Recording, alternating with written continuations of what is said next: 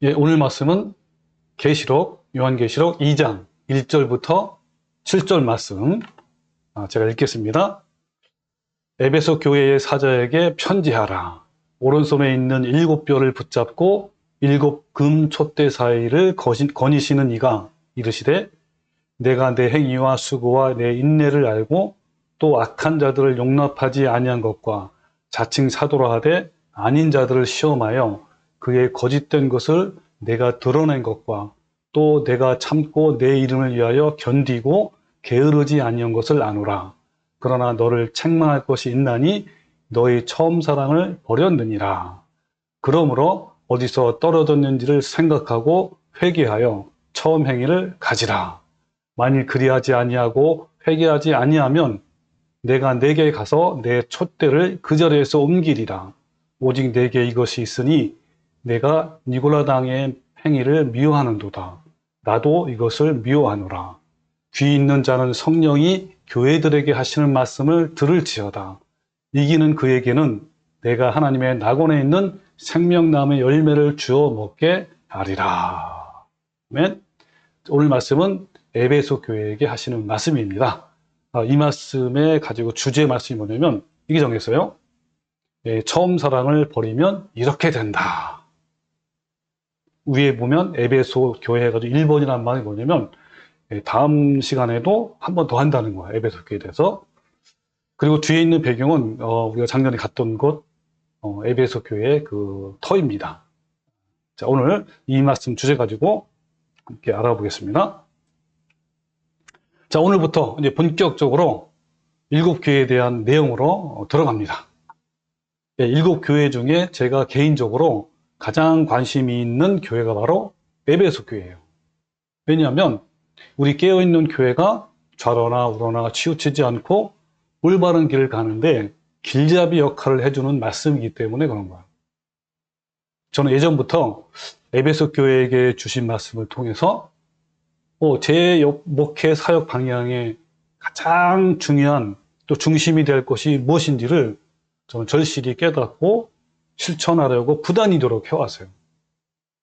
이것은 사역에서뿐만 아니라 여러분 각자 신앙에서도 매우 중요한 원칙이 되어야 한다고 생각합니다. 자, 그러면 주님께서 에베소 교회에게 주시는 말씀이 무엇인지 또 우리 공동체에게 그리고 각 성도들에게 어떠한 생명의 교훈을 주시는지 함께 알아보겠습니다. 자, 화면을 보시기 바랍니다. 자, 에베소 교회에 나타나신 모습, 자, 2장 1절에 이렇게 시작합니다. 7 교회의 사자들에게 편지하라. 오른손에 있는 7뼈를 붙잡고 7금 촛대 사이를 거니시는 자, 이런 모습으로 나타나셨는데, 여러분 잘 아시는 것처럼 7뼈과 7금 촛대에 대해서는 이미 1장에서 자세히 알아봤잖아요. 뭐라 그러냐면 1장 20절에 내가 본 것은 내 오른손에 7뼈의 비밀과 또 7금 촛대라 하면서 7뼈는 뭐라 그랬죠? 그렇죠. 7교회에 보내신 사자, 천사란 말이에요. 그리고 7 촛대는 7교회, 그러니까 촛대란 말은 교회라는 것을 의미하는 겁니다. 그래서 이 에베소 교회에 나타나신 예수님 모습은요, 첫 번째 7뼈를 오른손에 붙잡고 계신 모습이에요. 이는 곧 7교회에 보내신 천사들을 오른손으로 붙잡고 계시는 모습이라는 거예요. 그럼 여기서 붙들고라는 단어가 헬라어로 크라테오. 이것은 움켜잡아 강력한 힘을 행사한다라는 뜻이에요. 그리고 오른손이란 말은 어떤 뜻이냐면 항상 하나님의 권능과 힘을 상징하는 표현이란 말. 따라서 이 오른손에 있는 7뼈를 붙잡았다라는 말씀은요, 예수님이 교회들 안에 천사들을 보내셨고, 또한 그 천사들의 권능과 힘으로, 즉 오른손으로 움켜잡아 강력한 힘을 행사하신다라는 의미란 말이에요. 또한 예수님이 7금 촛대 사이를 거니신다라는 말씀은 예수님은 7별, 즉 천사들에게만 교회들을 맡기신 것이 아니라 자신이 직접 친히 그 교회들 가운데 다니신다라는 것을 의미하는 거예요. 걸어 다니신다는 말은 또 어떤 뜻이냐? 헬라어로 파리파테오라는 거예요. 이것은 합성어예요. 파리와 파테고. 페리는 뭐요?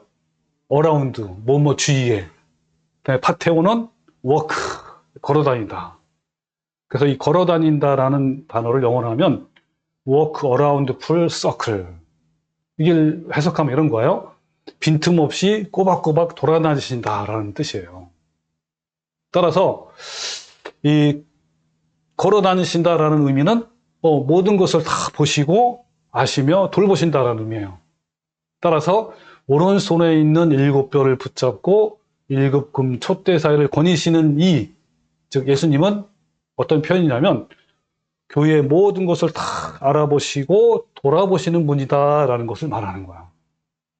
그래서 모든 교회 안에 보내신 천사들을 통해서 그리고 예수님 자신이 직접 교회들을 완전히 돌보심으로써 모든 교회 상황을 다 알고 계시고 지켜주시고 보호하신다라는 거예요. 여러분 이 말씀 보면 뭐가 생각납니까? 시편 139편의 말씀을 떠올리게 돼요. 그죠? 잠깐 볼까 한번요. 표준 3번역인데요. 너무너무 은혜스러워요. 여러분이 이것은 공동체에 대한 말씀이기도 하면서 우리 각자의 주신 말씀이라고 생각하시고 한번 들어보시기 바랍니다.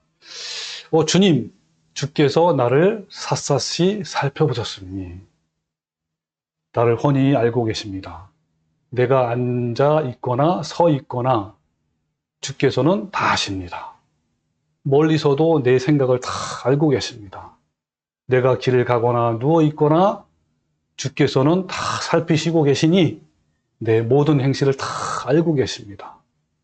내가 혀를 놀려 아무 말 하지 않아도 주께서는 내가 그 혀로 무슨 말을 할지를 미리 다 알고 계십니다. 주께서 앞뒤를 둘러싸 막아주시고 내게 주의 손을 얹어 주셨습니다. 이 깨달음이 내게는 너무 놀랍고 너무 높아서 내가 감히 측량할 수조차 없습니다. 내가 주의 영을 피해서 어디로 가며 주의 얼굴을 피해서 어디로 도망치겠습니까? 내가 하늘로 올라가더라도 주께서는 거기에 계시며 수월에다 자리를 펴더라도 주님은 거기에도 계십니다. 내가 저 동력 너머로 날아가거나 바닷그 서편에 가서 거기에 머무를지라도 거기에서도 주의 손이 나를 인도하시고 또 주의 손이 오른손이 나를 힘있게 붙들어 주십니다. 바로 하나님은 이런 하나님이셔요. 친히 직접 교회를 돌보시고 우리 각 성도들을 돌보시는, 다 아시고 지켜주시고 보여주신다. 자, 정리하면요. 이처럼 에베소 교회에 나타나신 예수님께서는 친히 모든 교회와 성도들을 다 보고 계시고 감찰하시고 보호해 주시고 인도해 주신다는 겁니다. 자, 그러면요. 이 에베소 교회가 잘한 것이 뭐냐면 조목조목하면 4가지이고 크게 말하면 2가지인데, 자, 볼까요? 내가 내 행위와 수고와 내 인내를 알고, 그렇죠? 이 3가지잖아요. 자, 행위, 에베소 교회 행위와 그 다음에 어떤 수고와 어떤 내 인내, 이 3가지를 구체적으로 표현한 게 바로 뒤에 있는 거예요. 그러니까 어떤 행위며 어떤 수고가 어떤 인내인지를 나타내는 것이 첫 번째는 뭐냐면 악한 자들을 용납하지 아니한 것과, 2번째는 자칭 사도로 하되 아닌 자들을 시험하여 그의 거짓된 것을 내가 드러낸 것, 3번째는 내가 참고 내 이름을 위하여 견디고 게으르지 아니한 것을 하나님이 다 아시고 칭찬하신 거야. 그 다음에 또 뒤에 나오는데 니골라당의 행위를 미워한 것. 그래서 뭐라 그러냐면 그 다음에 에베소 교회가 잘못한 것. 일단은 봅시다. 잘못한 것이 뭐냐면 처음 사랑을 버린 것. 그 잘한 것은 4가지잖아, 4가지. 근데 못한 것은 몇 가지예요? 딱 1가지예요. 그래서 그러나 너를 책망할 것이 있나니 너의 처음 사랑을 버렸다 했단 말이에요. 자, 이것이 잘한 것과 잘못한 것이에요. 이 부분을 잘 이해하기 위해서 에베소 교회가 일어났던 사건들과 그 과정들을 알 필요가 있어요. 자, 두 가지 역사 기록을 통해서 알아볼 수 있는데, 한 가지는 AD 190년에 폴리크레테스, 이분은 당시 에베소의 감독이에요. 이 사람이 로마의 감독 빅토르에게 보낸 편지가 기록이 남아있단 말이에요. 또 두 번째는 교회사의 아버지라고 불리는 유세비우스 역사가죠. 이 기록이 있는데, 이 두 가지의 기록에 따르면 주 60년대 중반에 유대 나라와 로마 전쟁의 혼란 속에서 이 세베대의 아들 요한, 나중에는 뭐가 되죠? 사도 요한이 되는 거죠. 요한은 예루살렘에서 에베소로 이주했어요. 근데 그 과정을 자세히 한번 설명하면 이렇습니다. 우리가 익히 아는 대로 예수님께서 십자가에 달려 돌아가실 때 옆에 있었던 세베대의 아들 요한에게 그 어머니인, 육신의 어머니인 마리아를 부탁하잖아요. 그죠? 그래서 이 사도 요한은요, 마리아를 예루살렘에 있던 자기 집에 모시고 살게 되었어요. 그 이후에 복음이 바울에 의해서 막 번졌잖아요. 아시아로. 그때 소아시아 지역에 교회들을 막 세워지게 됐는데, 그 교회 중에 하나가 에베소 교회예요. 근데 에베소 교회를 목회했던 바울이 AD 64년에 네로 황제의 기독교 박해 때 로마 제국에 체포되고 순교를 하셨어요.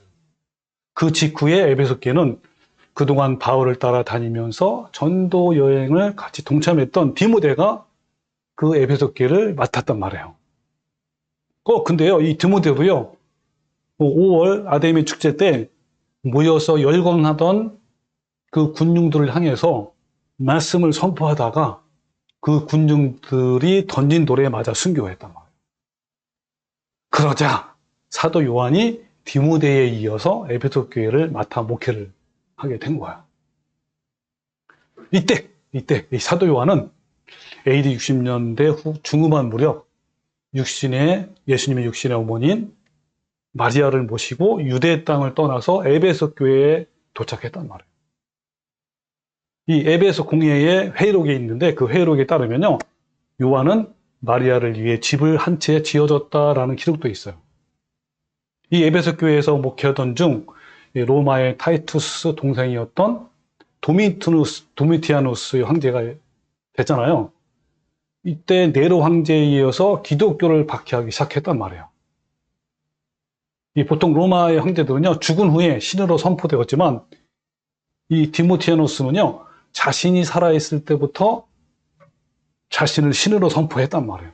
그러니까 본인 이름으로 도미티아누스 신전, 이걸 만들었어요. 그래가지고 시민들에게 경배받기를 원했는데, 이것을 통해서 기독교인들을 색출해서 박해하는데 이른 거예요.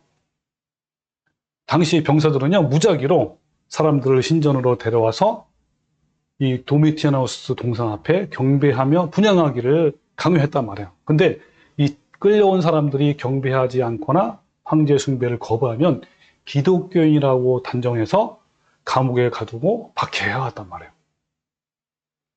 근데 이 에베소에서 사역했던 사도 요한도 이 도미티아누스 신전 앞을 지나가다가 로마 군병들에게 연행되어 왔는데, 당연히 그는 어떻게 했을까요? 황제 동상 앞에서 경배하기를 거부했잖아요. 이제 체포됐겠죠. 근데 그 기독교 야사에는 이런 이야기가 전해졌습니다. 아마 들어보시면 계실 거예요. 요한은 로마로 연행되어가지고 이제 사형 선고를 받았는데, 그 처형으로 먼저 독배를 마시게 되었어요. 근데 죽지 않았대요. 그러니까 이번에는 펄펄 끓는 기름솥에다가 던졌단 말이에요. 그런데 기적적으로 죽음을 면했다고 합니다. 그러니까 나중에는 어쩔 수 없이 그를 반모섬으로 유배시켜서 채석장에서 혹독한 중노동을 시켰다고 전해져요. 이때 요한은 반모섬에서 계시를 받아 요한계시록을 기록한 거야. 드디어 AD 96년에 도미티아누스 황제는 측근에 의해서 암살당했단 말이에요. 그러자 요한은 그 후 반모섬 유배에서 풀려나서 에베소로 다시 돌아온 거예요. 그리고 거기서 요한복음을 기록한 거예요. 그래서 마지막 목회를 했는데, 이때 나이가 몇 세냐면요, 95세예요. 와, 네. 이 체코의 종교개혁자 제롬에 의하면 이 사도 요한은 그때 당시에 기력이 쇠해서 설교하는 것을 너무너무 힘들어지니까 못하게 되니까 나무 의자에 앉아서 에베소 교인들에게 한마디씩 권면하는 것으로 설교를 대신했대요. 그 설교는 한결같이 뭐였냐면 이런 거예요. 여러분 서로 사랑하십시오. 여러분 서로 사랑하십시오. 이때 쓰여진 성경이 바로 요한 1, 2, 3서예요. 그래서 요한 1서 4장 7절에 제가 한번 그 짤막한 성경 말씀 읽어드릴게요. 현대 성경으로. 사랑하는 여러분, 우리가 서로 사랑합시다. 사랑은 하나님에게서 왔습니다. 사랑하는 사람은 모두 하나님에게서 나서 하나님을 알지만 사랑하지 않는 사람은 하나님을 모릅니다. 이것은 하나님은 사랑이시기 때문입니다. 그는요, 이 에베소 교인들에게 권면할 때마다 온화한 얼굴로 나의 아들들아 서로 사랑하라 라는 말을 계속 반복했는데 항상 같은 말만 반복하니까 에베소 교인들은 식상한 나머지 이렇게 건의했다고 합니다. 아니 사도 요한님 왜 똑같은 말만 계속 되풀이하십니까? 그때 이 노인이 된 이 사도 요한은 뭐라 했냐면 이것이 예수님의 명령입니다 라고 말했다고 해요. 그런데요 정말 아이러니하게도 이 에베소 교회가 어떻게 그 사랑을 잃어버렸다는 거 너무 충격적이지 않습니까? 자, 그러면 이제부터 그 원인이 무엇인지 에베소 교회가 잘한 것과 못한 것에 대해서 집중적으로 알아봅시다. 자, 잘한 거 다시 한번 볼까요? 이 세 가지를 잘하고 있죠? 행위와 수고가 있는데 구체적으로 말하면 첫 번째는 뭐야?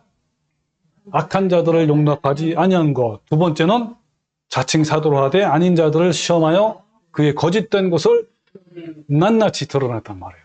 세 번째는 또 참고 내 이름을 위하여 견디고 게으르지 아니한 것. 세 가지란 말이에요. 또 크게는 니고라당의 행위를 미워한 것. 이렇게 되어 있단 말이에요. 자, 지금도 그렇지만요. 이 세속적인 교회는 싸울 대상이 별로 없어요.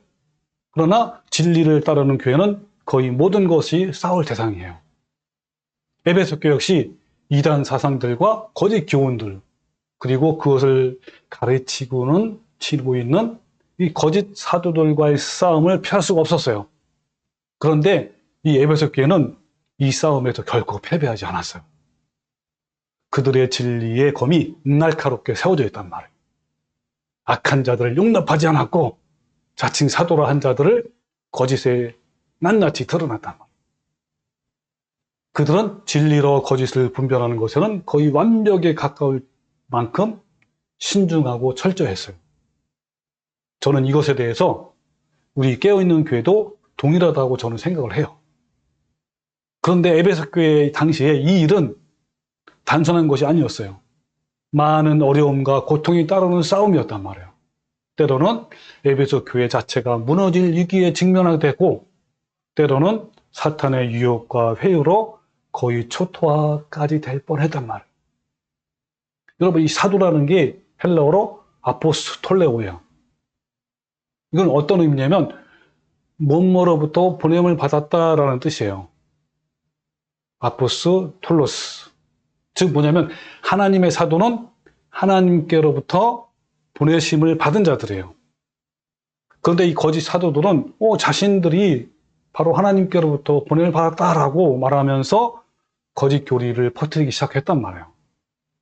그러나 에베소 교회는 이들을 철저히 시험하고 검증해서 그들이 하나님께로부터 보냄을 받은 자가 아니라는 사실을 성경적으로 드러냈단 말이에요. 밝혔다고요. 이 과정은요 결코 쉽지 않았고요. 순탄하지 않았어요. 그 과정 중에 많은 사람들이 미혹되고 이탈되기도 했단 말이에요. 그러나 에베소 교회는 이 싸움을 아주 잘했어요. 이겼단 말이에요. 에베소 교회는 정말 대단했단 말이에요. 그럼 얼마나 대단합니까? 오늘날 에베소 같은 교회가 과연 얼마나 될까요? 그 정도로 대단했어요. 내가 내 행위와 수고와 인내를 한다 라고 예수님께서 말씀하신 것처럼 그들은 모든 것을 참아냈고 주님의 이름을 위해서 견디고 게으르지 아니했어요. 무엇보다 힘든 것은 오해와 다툼 속에서의 견딤이었어요. 그러나 그들은 결코 세상적인 방법으로 다투지 않았고 동시에 그들의 열심은 식지도 않았어요. 특히 에베소 교회는요, 니골라당의 행위를 미워했다고 말씀하고 있어요. 6절에 보면 오직 내게 이것이 있으니 내가 니골라당의 행위를 미워하는도다. 그러면서 나도 예수님도 이것을 미워한다 그랬단 말이에요. 그럼 여러분 여기서 니골라당은 무엇을 말하는 걸까요? 어떤 교인을 말하는 걸까요?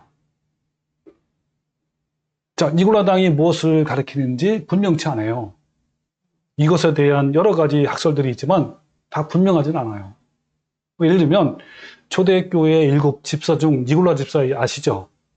그 집사가 나중에 타락해서 어떤 율법주의 교훈들을 따르는 이 거짓 교리를 만들었다라고 주장하기도 하고, 또 니골라당의 교훈은 바로 발람의 교훈과 같다라고 주장하기도 하고, 혹은 니골라당은 그 당시 영지주의를 가리킨다 라고 주장하기도 합니다. 그런데 우리가 이 단어를 통해서, 이 단어의 뜻을 통해서 뭔가 좀 실마리를 찾을 수 있는, 어떤 유추할 수 있는 여지가 있어요. 이게 무슨 말이냐면 니골라당을 헬라어로 직역하면 니콜라우스를 따르는 자들, 이런 뜻이에요. 니콜라우스를 한번 잘 생각하면 니콜라우스가 뭐 사람 이름인지 아니면 사상가로서 이름인지는 어떤 정보도 없어요. 근데 니콜라우스가 합성으로 되어 있어요. 뭐냐면 니카오 플러스 라오스. 니카오는 뭐죠? 정복하다 그거 아닙니까? 그 다음에 이 라오스는 백성. 그러니까 뭡니까? 니콜라우스의 뜻은 백성을 정복하다라는 뜻이에요. 근데 이걸 교회 안에서는 뭐라고 해야 돼요? 교회 안에서는 일반 교인들, 그 다른 말 하면 뭐라고, 요즘 말로 하면 평신도를 정복했다. 군림한다. 그럼 군림하는 사람이 누굴까요? 당연히 목회자들이나 지도자를 아닙니까? 그렇게 연결되는 거야. 그러니까 이와 같은 단어의 의미로 볼 때 니골라당은 교회 안에 성직 제도를 세워서 평신도 위에 군림을 했던 사역자들을 말하는 거야. 사도들에 의해 세워진 초대교회는요, 성직 제도가 없어요. 교회는 예수님이 머리이시고 각 성도들은 단지 동일한 지체일 뿐이에요. 교회는 머리이신 예수님만이 다스리시고 각 성도들은 직분을 맡은 지체일 뿐인 거예요. 각 지체들은 서로 사랑하고 존중하는 관계란 말이에요. 목사도 교인과 마찬가지로 지체일 뿐이고요. 다만 성경에서 가르치는 자를 배나 존경할 자로 여기라라고 했잖아요. 그 이상도 아니고 그 이하도 아니란 말이에요. 사도 바울 자신도 에베소 교회에서 군림하는 자가 된 것이 아니라 오히려 종처럼 섬기는 것을 몸소 실천했어요. 그걸 잠깐 보여줄게요. 어떤 내용인지. 자, 한번 화면을 보시면, 자, 제가 읽기 전에 한번 이 바울이 교회 섬기는 모습을 볼 텐데, 이 모습은요, 모든 목회자들의 모습이어야 하는 거예요. 자, 사도행전 20장 17절부터 보면, 바울이 밀레도에서 사람을 에베소로 보내어 교회 장로들을 청했단 말이에요. 오라고. 그러면 이 교회 장로들은 오늘날로 뭘 말하냐면 목사 사역자들이에요. 자, 청하여서 왔단 말이에요. 그들에게는 뭘 말했냐면, 자, 사도 바울이 이렇게 얘기했단 말이에요. 아시아에서 들어온 첫날부터 지금까지 내가 항상 여러분 가운데서 어떻게 행했는지를 여러분도 아는 바라 그랬단 말이에요. 자, 어떻게 행했는지를 또 여기서 그 다음부터 나와요. 자, 그걸 한번 어떻게 했는지 읽어볼게요. 사도 바울이요. 내가 아무의 은이나 금이나 의복을 탐하지 아니하였고 곧 모든 겸손과 눈물이며 유대인의 관계로 말미암아 당한 시험을 참고 주를 섬긴 것과 유익한 것은 무엇이든지 공중 앞에서나 각 집에서나 거리낌 없이 여러분들에게 전하여 가르치고 유대인과 헬라인들에게 하나님에 대한 회개와 우리 주 예수 그리스도께 대한 믿음을 증언한 것이라. 자, 이것만 있는 것이 아니라 자, 그 다음이 더 감동적입니다. 여러분이 아는 바와 같이 이 손으로 나와 내 동행들이 쓰는 것을 충당했다. 이 말은 무슨 말이죠? 아시는 대로? 그렇죠. 사도 바울은 직접 텐트 치는 일을 해가지고 돈을 벌었단 말이에요. 그래가지고 그거 가지고 어떻게 했어요? 자신도 썼고 동행도 썼단 말이에요. 같이 충당했단 말이에요. 그러면서 뭐라냐면 범사에 여러분에게 모본을 보여준 바와 같이 수고했단 말이에요. 네. 그리고 또 약한 사람들을 도왔어요. 또 주 예수께서 친히 말씀하신 바 주는 것이 받는 것보다 복이 있다 하심을 기억하여 할지니라 이렇게 말씀했단 말이에요. 그러니까 여기서 보여준 사도 바울의 모습은 어떤 모습이에요? 군림하는 모습이에요? 섬기는 모습이에요? 섬기는 모습. 섬기는 모습이란 말이에요. 자, 정리하면 이처럼 사도 바울은 에베소 교회에서 평신도에 군림하는 자가 아니라 오히려 성도들을 섬기는 자가 되었단 말이에요. 이것은요, 예수님도 마찬가지예요. 예수님도 마가복음 10장 45절에 인자가 온 것은 섬김을 받으러 함이 아니라 도리어 섬기려 하고 자기 목숨을 많은 사람의 대성물로 주려 함이라 그랬단 말이에요. 그리고 잡히시기 전날 제자들의 발을 씻겨주시면서 뭐라 그랬죠? 너희도 서로 발을 씻어주라. 이게 무슨 의미입니까? 서로 섬기라. 그거 아닙니까? 네. 그런데 에베소 교회에서 철저히 배척된 니골라당에 대한 제도가요, 콘스탄틴 황제 이후에 서서히 그 모습이 드러나기 시작했단 말이에요. 그 교회가 바로 로마 교회이고 나중에 로마 카톨릭으로 변하면서 거대해졌단 말이에요. 여러분, 카톨릭의 성직 제도는요, 그 위계가 매우 뚜렷해요. 제일 밑에가 뭔지 아세요? 신부. 신부 위에는 주교. 주교 위에는 대주교. 대주교 위에는 추기경. 추기경 바로 위에는 교황. 그러니까 여러분, 우리나라의 제일 높은 사람이 누구예요? 카톨릭에서 추기경이에요. 각 나라에 추기경이 있어요. 제일 이거란 말이에요. 추기경 바로 위가 이제 교황. 근데 맨 밑에 있는 신분이 뭐라 그러죠? 신부인데, 여러분, 신부는 영어로요, God Father예요. 이거를 번역하면 하나님 아버지, 신부조차도. 그런데 이런 성직 제도가 기독교에도 흘러 들어왔고, 오늘날 교회에서도요, 목사가 이 제왕적 권위를 가지고 목회하는 경우가 많아요. 또한 오늘날 교회에는 어떤 것이냐면 니골라당, 바로 니골라당의 폐가 있는데 그 중에 하나가 사역자와 평신도를 나누어서 사역자는 성직자로서 평신도를 군림하는 형태로 발전해간 말이에요. 이처럼 이 사역자와 평신도로 나누는 것은 전혀 성경적이지 않는 거예요. 이러한 잘못된 구분은 사역자들을 높은 위치에 올려놓았고 반면에 평신도는 낮은 위치에 내려놓음으로써 한국 교회에 여러 가지 병폐를 낳게 되었단 말이에요. 그런데 그 중에 하나가 병신도. 평신도를 뭐라고요? 병신도라는 별명에까지 이런 이름까지 붙여지게 되어 있단 말이에요. 자, 예수님은요, 너희는 다 같은 형제니라 라고 분명히 말씀했어요. 우리는 각 지체로서 단지 맡은 직무가 다를 뿐이지 한 몸이에요. 어떤 성도는 손과 발의 역할을 하고 또는 눈과 코의 역할을 하고 저는 목사로서 입의 역할을 하는 것 뿐인 거예요. 우리는 다 같은 지체로서 한 몸이야. 하나님께서는 두 번씩이나 니골라당의 행위를 미워한다라고 분명히 말씀했다. 그러니까 니골라당이 성직자가 군림받는 것을 의미하는 성경적인 근거도 또 있어요. 한번 볼까요? 자, 바울이 로마로 올라가면서 에베소 교회 장로들과 만나서 마지막으로 남긴 예언적인 말씀이에요. 우리 아까 봤던 말씀이죠. 요한복음 20장 17절에 바울이 밀레도에서 사람을 에베소로 보내서 교회 장로들을 청했잖아요. 그죠? 그들이 여러 가지 말을 했는데 바울이 그 중에 하나가 이제 점점 해놨죠. 나와 있어요. 뭐라냐면 내가 떠난 후에 자, 뭐가 나타난다고요?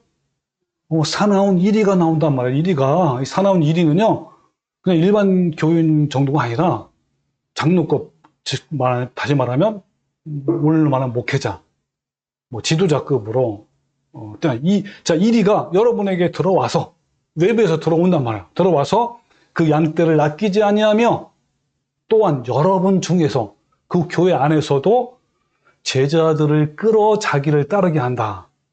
이 말은 무슨 말, 자기가 군림한다는 거죠? 그러면서 어그러진 말을 하는 사람들이 일어날 줄을 내가 아노라 그랬단 말이에요. 이것을 에베소 교회는 철저히 가려내서 안 가려냈어요? 철저히 가려내고 밝혔단 말이에요. 자, 그렇다면 이번에는 에베소 교회가 잘못한 점이 무엇이죠? 예, 그렇죠. 처음 사랑을 버린 거예요. 4절에 그러나 너를 책망할 것이 있나니 너희 처음 사랑을 버렸다 그랬단 말이에요. 이 처음이라는 것이 헬라어로 프로토스. 이것은 첫째가 되는, 최상이 되는, 으뜸이 되는, 제일 높은, 가장 훌륭한 이런 뜻이에요. 따라 처음 사랑은요, 에베소 성도들이 개종하면서 처음 예수님을 영접했을 때, 그리고 점점 내적인 변화를 받았을 때 가졌던 최고의 사랑입니다. 예수님에 대한 사랑을 깨닫고 순수함과 열정과 온유함으로 하나님을 사랑하고 또 형제를 사랑했던 그 아가페의 사랑을 말하는 거예요. 이제 그들은 그 아가페를 잃어버렸어요. 자, 그럼 여러분 질문 한번 볼게요. 아니, 그런데 왜 에베소 교회는 처음 사랑을 잃어버렸을까요? 자, 첫 번째, 니골라 당이라는 부패함이 교회를 오염시켰기 때문인 거예요.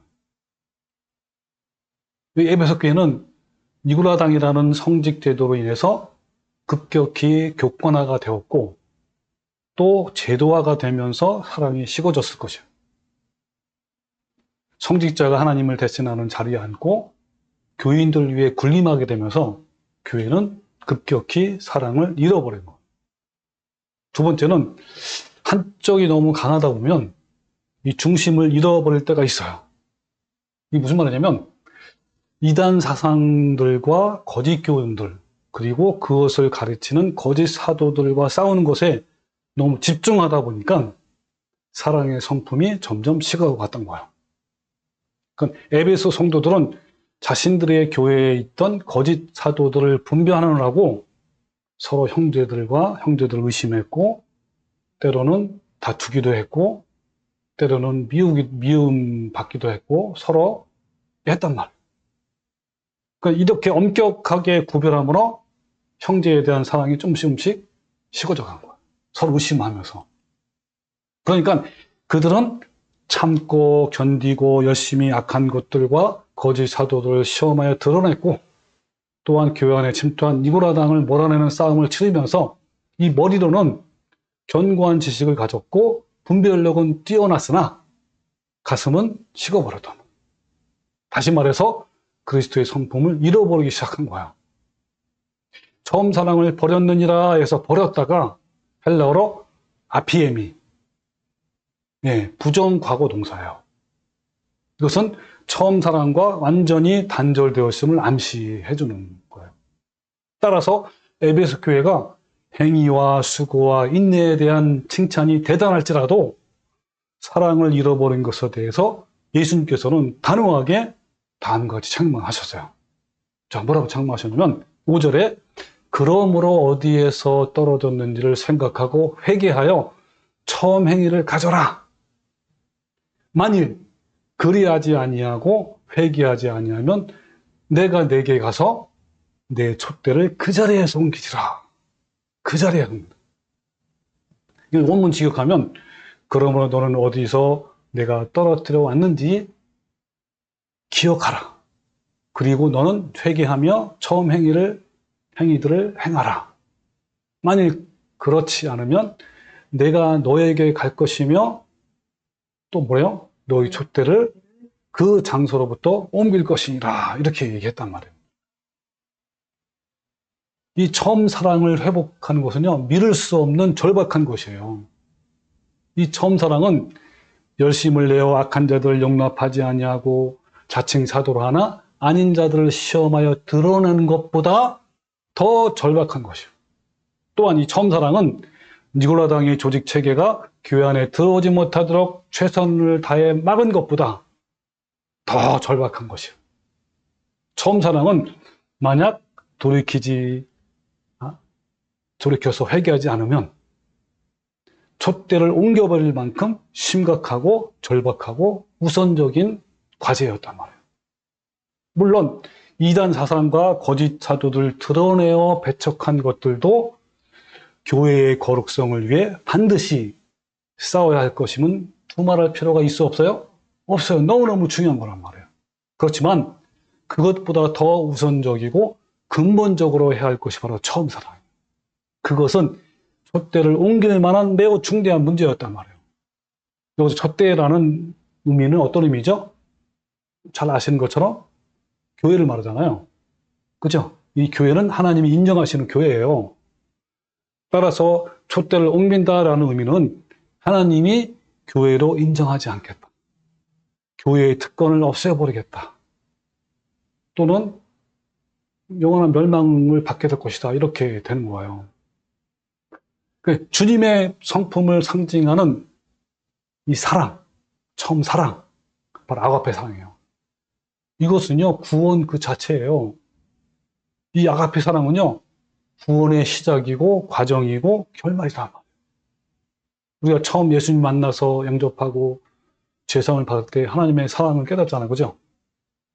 그렇게 시작한 거야. 사랑으로 시작한 거야. 얼마나 하나님 나를 사랑했는지. 그리고 과정도 다 하나님의 사랑 아닙니까? 아가페 사랑.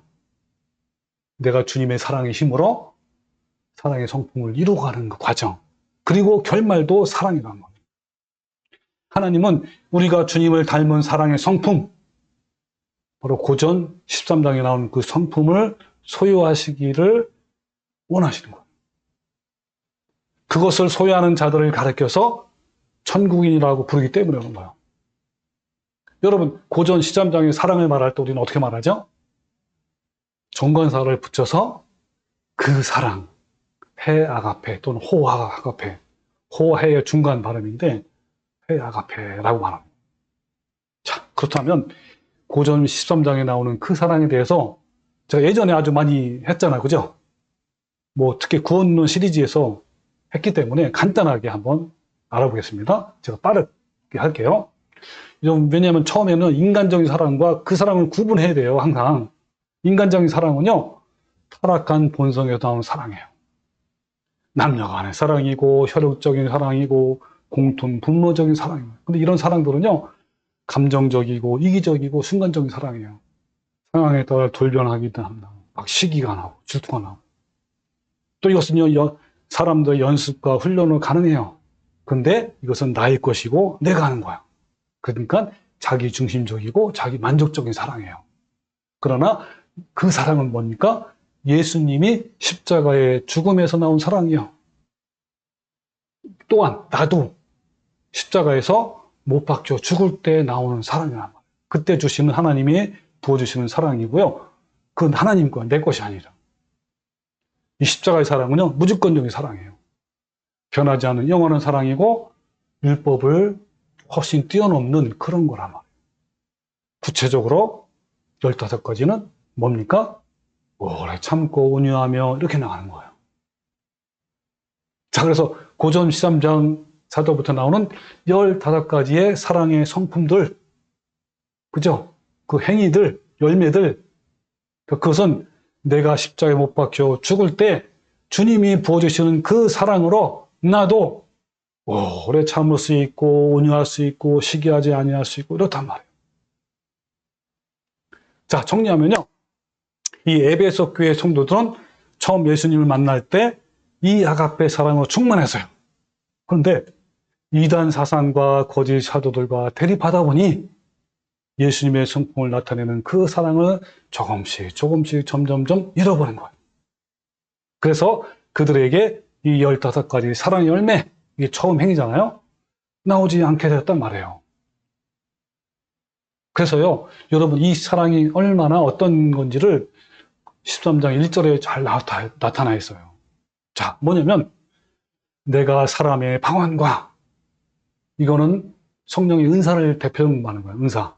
또 천사의 말을 할지라도, 아무리 유창하게 말을 잘할지라도 사랑이 없으면 소리나는 구리와 울리는 꽹과리가 되고, 그 다음에 내가 예언하는 능력이 있어 모든 비밀과 모든 지식을 알고, 아무리 많은 지식을 알고 또 예언을 할지라도, 그 다음에 네 번째, 산을 옮길 만한 모든 믿음이 있을지라도 사랑이 없으면 내가 아무것도 아니요. 여러분, 아무것도 아니요가 뭐냐면요, 헬러어로 우덴 에이미, I am nothing. 하나님과 아무 관계없단 말이에요. 그 다음에 아무 유익이 없다. 여기 보면 다섯 번째죠. 내가 내게 있는 모든 것을 구제할지라도, 또 내 몸을 불사르게 내어줄지라도, 순교할지라도 사랑이 없으면 내게 아무 유익이 없다. 아무 유익이 없다는 말은 뭐예요? 우데이스 옵 헬레오. 아무 것에도 도움이 안 된다. 이게 무슨 말이냐면 구원을 이루는데 아무것도 도움이 안 된단 말이에요. 사랑이 없으면 아무것도 아닌 거예요. 여기 한 가지 더 넣으면 아무리 거짓 사도들을 끄집어내서 밝혀 드러내고 이단 사상과 거짓골을 드러내서 그들을 막아설지라도 어때요? 사랑이 없으면 아무것도 아닌 거예요. 여러분, 그 사랑이 얼마나 영원하고 완전하고 위대한지 8절부터 나와요. 사랑은 영원합니다. 그리고 예언은 있다가도 없고 방언은 있다가도 그치고 지식은 있다가도 사라진다. 그때 당시에 가장 신령하다고 하는 예언과 방언과 지식, 아무것도 아니란 말이에요.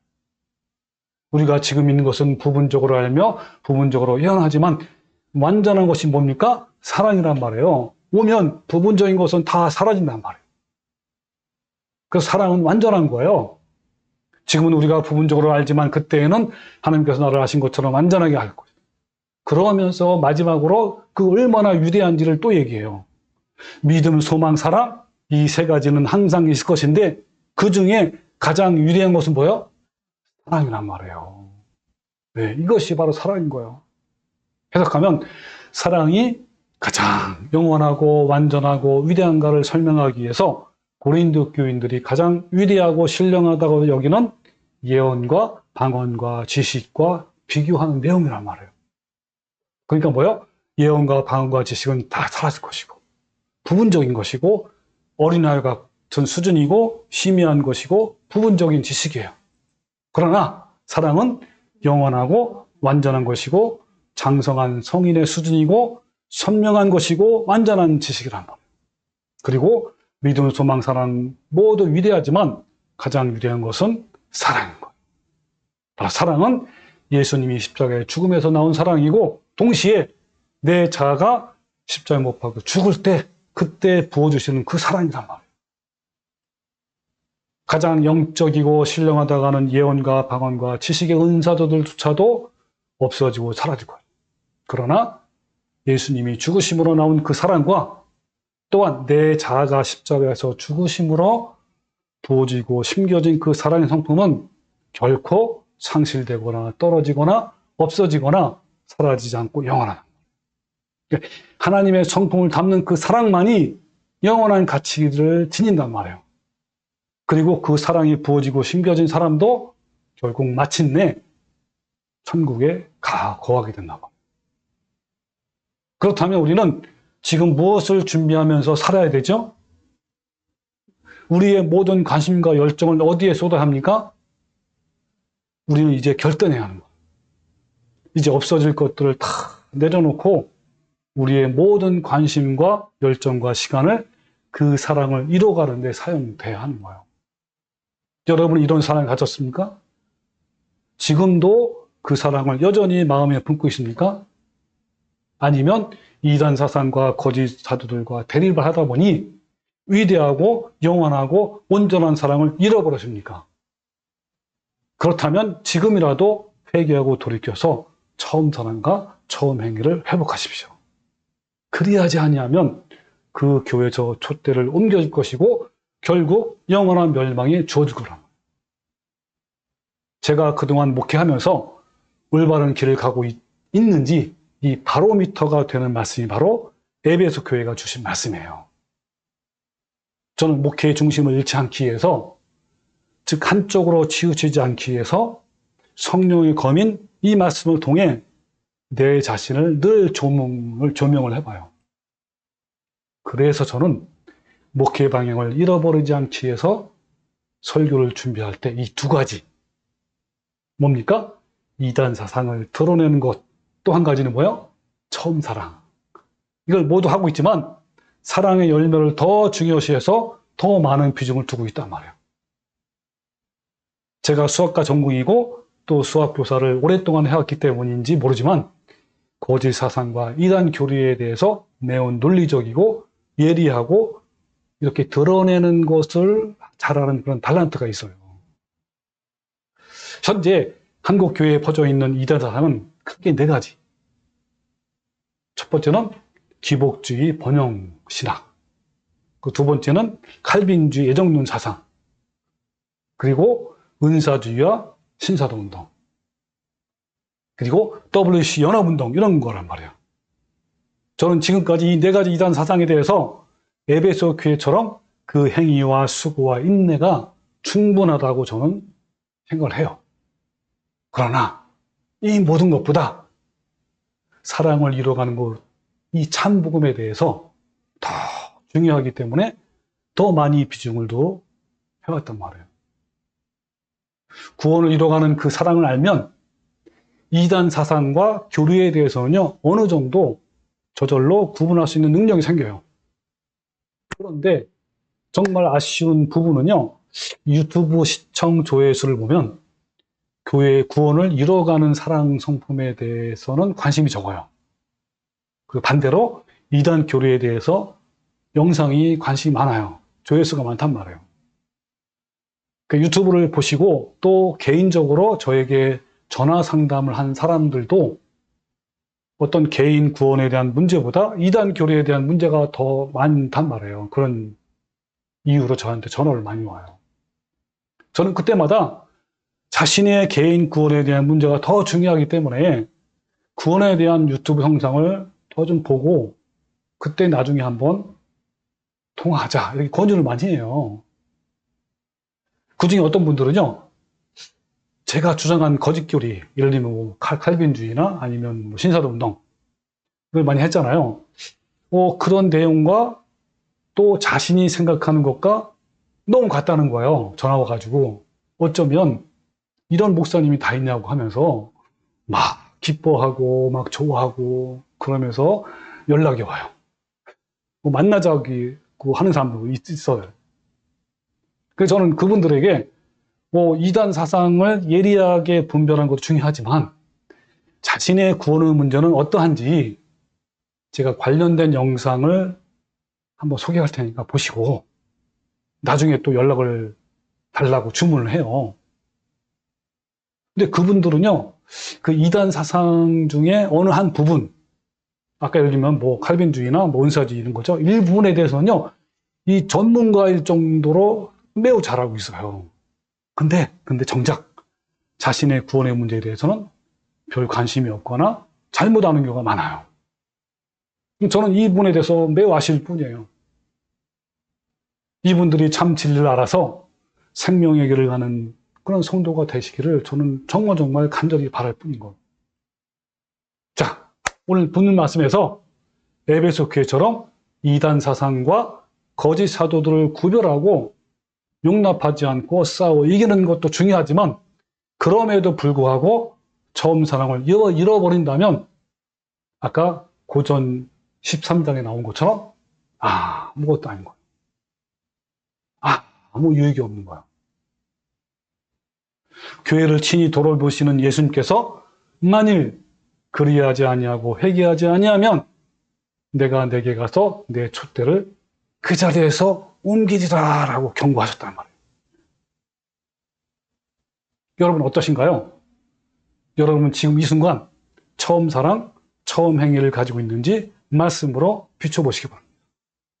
제가 다음 시간에는요, 이 처음 사랑 또는 다른 말로 하면 첫사랑, 또 저에 대한 간증도 또 들어가면서 좀 세세한 부분, 좀 더 디테일한 부분을 좀 다루려고 해요. 아마 오늘보다 다음 시간이 더 정말 나를 돌아볼 수 있고 깨어있는 그러한 말씀이 될 것 같아요.